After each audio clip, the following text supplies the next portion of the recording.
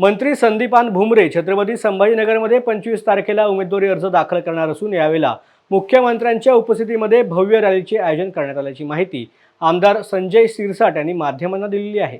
छत्रपती संभाजीनगरचे पालकमंत्री संदीपान भुमरे यांची छत्रपती संभाजीनगर लोकसभेसाठी उमेदवारी जाहीर झाल्यानंतर या मतदारसंघात घडामोडींना वेग आला असून 25 तारखेला मुख्यमंत्री एकनाथ शिंदे यांची क्रांती चौकामधून मोठी रॅली होणार आहे।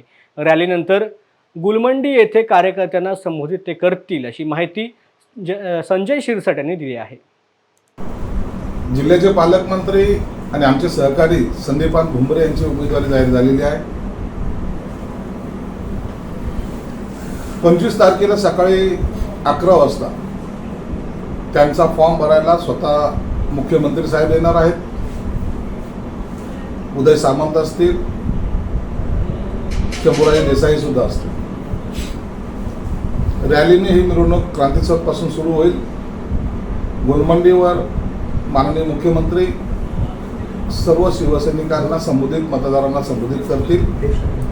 त्यानंतर ते फॉर्म भरायला जातील। रत्नागिरी सिंधुदुर्गमध्ये जी काही शिवसैनिकांची नाराजगी आहे, आपल्या माध्यमातून जे कळाले की त्यांनी नाराजी व्यक्त केली, त्या संदर्भामध्ये सुद्धा एकनाथ शिंदे साहेबांनी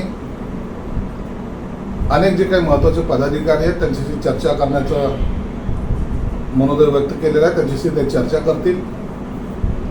एक मात्र निश्चित आहे, शिवसेना ही नारायण राणे साहेबांसोबत आहे।